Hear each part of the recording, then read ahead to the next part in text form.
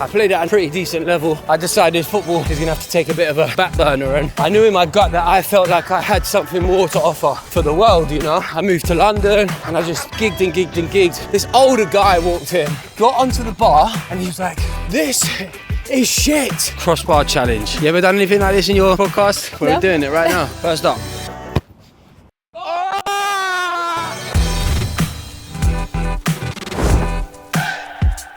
Hey guys, I'm Tom Grennan. I'm from London and I'm a musician. Tom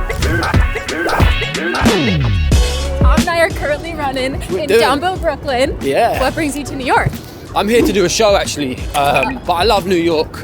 I've always dreamt of coming to New York, so to be able to do shows here is incredible, and getting to run as well. It's at Mercury Lounge. So you're here for one show, in and out, and then back to London, or are you kind of bouncing around for shows right now? Yeah, we're just in and out. We were meant to be obviously going to LA as well, but unfortunately, obviously with all the fires, I know. we didn't think it was right to get down there. But hopefully that'll be rearranged and we can get down there too. But right now we're in New York and I'm loving life. On that note, I know you're a big runner, and you like to stay active, right? Yeah, definitely. I started exercising really crazy amounts during lockdown, and it really changed my life.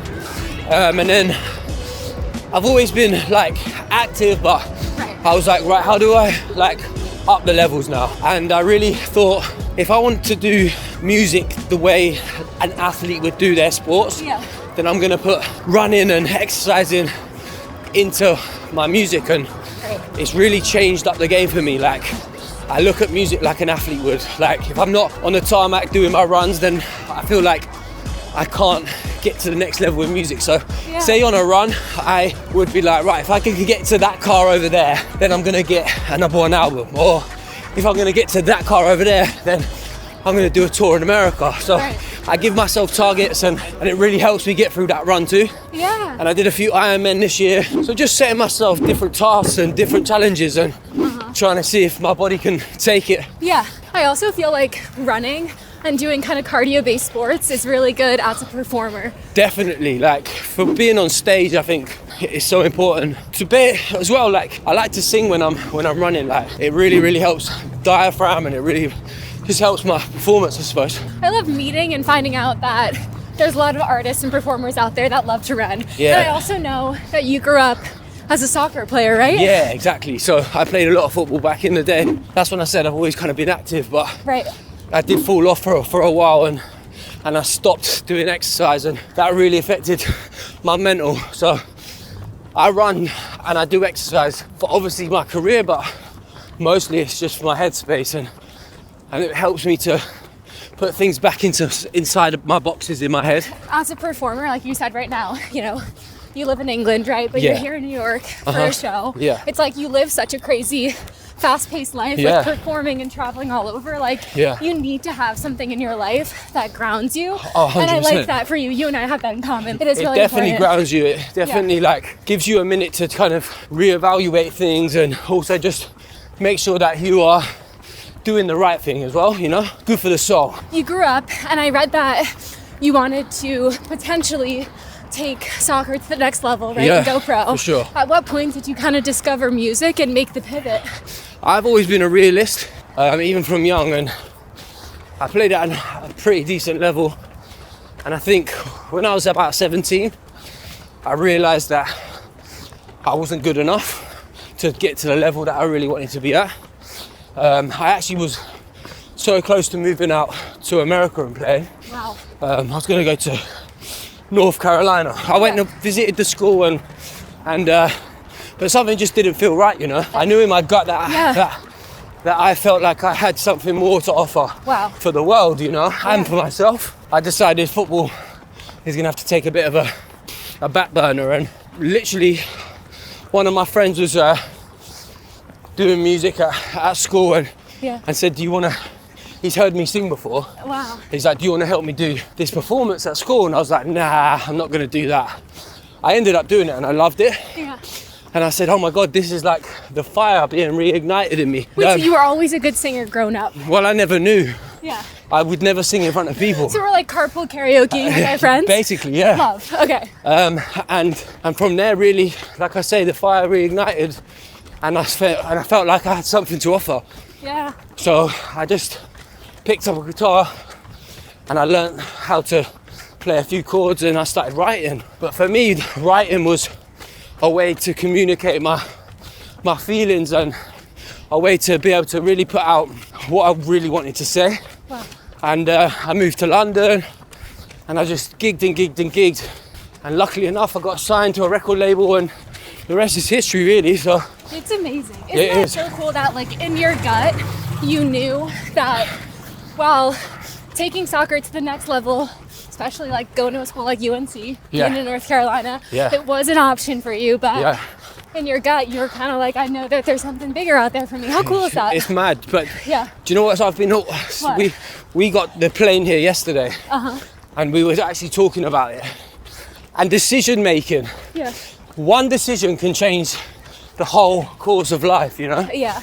And being confident with making that decision too, because a lot of people I know, like, are not as confident when in making decisions and going, but what if? But if you really know it in your gut and you really think that you can do it, then honestly, go out and do it and do something different. If you believe that you can do something different, then you probably can. I think it's like having the ability to make that decision, but then having the discipline to be able to get that thing done. Exactly. You know? And I think you coming from an athletic background really helped you, like, say, okay, I know what it's going to take to become the best soccer player. Yeah. This is what it's going to take to become an amazing artist, you know? Exactly, for sure. And like on that note, let's talk about that. Like, what would your advice be for aspiring artists? Really, like, discipline is key. But also, like, go out and gig as much as you can. Go to watch gigs so you can, like, learn off people, cleanse your palate with music and dive into new sorts of music and new music and old music and give you some inspiration, you know? Yeah. We're a little over a mile, probably at 1.2 miles. Are we? Wicked. How are you feeling? I feel great. Yeah. Yeah. Honestly, the cold air is working right now. Yeah, definitely. Do you know what I love about running too? Yeah. Especially when you go to, like, new cities like New York or wherever you may be. Yeah. It's the best way to see a city. It is. It's the best way to, like, understand a city understand the city. Yeah. Really see what the place is about, and I love it. We're jogging it out. We're jogging it out. We're turning back around. We're feeling good. Wait, what is your go-to route back home? My go-to, like, run? Yeah. If I'm running in London, I love running, like, around Westminster and down, like, near the river. Yeah. Past the London Eye, things like that. Do you live in London right now? No, I just live outside. I live in, like, a place called Hertfordshire, which is more countryside. So when I'm running, I've got a lot of hills. So this is lovely right now. Oh my God, New York is so flat. Oh, it's so good. When you had first started kind of pursuing music, is it true Look at that view, by the way? Sorry. I know, guys. Let's stop for a second. Oh my gosh. If you've never been to New York, trust me. Yeah. This place has got some character and a very, very amazing spirit to it, hasn't it? By the way, that is also very sick. Yeah. Soccer field overlooking the park. Oh my God, it's unreal. Let's get in there. All right. Nah, this is sick. All right, we're going to do a quick little crossbar challenge. Okay. You ever done anything like this in your podcast? We're doing it right now. First up. Oh, he's done it. Oh, he's done it first go. Come on. I'm not even going to get up that high. Oh, it's off the post! Yeah, I like that. Come on. Hey. I'm buzzing that I got that crossbar though, I'm not gonna lie. Sweet. All right, I ask everybody this question on my runs. Yeah. What is a quote or motto that you live by? Oh, wow. All right, my favorite quote or motto is, it's nice to be important, but it's important to be nice. I love that. Because manners cost nothing. Yeah. And it's so easy to be nice. And it's harder to be a knob, you know? So just be nice in life and good things will happen to you. And you're very nice. I believe that. I appreciate that. Thank you. You're very present. And I know you have so much going on right now. Getting ready for your show too. You have to be. One thing I love about doing things like this is being able to meet people like yourself and and just meet new friends, you know? Yeah, we were all just out here trying to make it happen. Exactly, so yeah. The hustle's real, and yeah. But when you're nice with the hustle, then it's amazing. When you first started pursuing music, Yeah. did you like, were you ever performing at like local pubs? Yeah, like really? that was what I was doing. I was knocking on pub doors saying, can I play here? Wow. I was doing open mic nights. I remember doing a pub gig, my first one. It was in my hometown where I'm from, Bedford. And how old were you, just to set the scene? I was at 18. Wow. This older guy walked in and he was like, he wasn't a big fan, not gonna lie. He was giving us some stick. No. Which is fine. Yeah. Which is fair enough. Yeah. But he got onto the bar and like it was all kind of like mosh pitty in this pub, and he got onto this bar and he was like, this is shit, but I love this, and then like launched himself into the crowd off the bar. And listen, like I thought, do you know what, even if he's not into it, he's still giving it a go. Yeah, you know what, that behavior is giving super fan. Yeah, for sure. And now he comes to every show. He comes to every show. No, I'm joking, he doesn't come to any other show. So at 18, yeah, you were performing at pub nights. I mean, so you kind of knew this is what you wanted to do. For sure, yeah. From a young age, yeah. I was at uni as well, so I was doing acting at uni. Yeah. So I was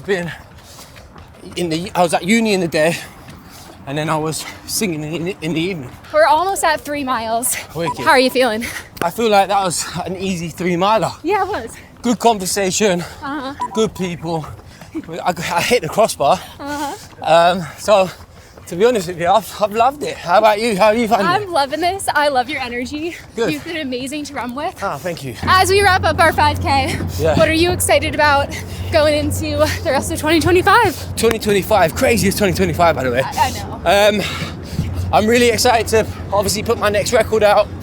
I'm excited for personally, like, I've got a lot of stuff happening in my personal life, which I'm very, very excited about. Right. And to be honest, again, like, achieving more things that I've set out to achieve and making that a possibility. So we'll see where 2025 gets me, but I'm here, I'm loving life. Very, very privileged to be able to do what I'm doing, so. All right, well, that is a 5K. Hey, we are done. Come on, 5Kers. That is easy work. I challenge, because we were speaking before. Yeah. Okay, you love James Arthur, so I challenge you to go over to England and get James Arthur out of his bed. Yeah. Come on, James, man. I think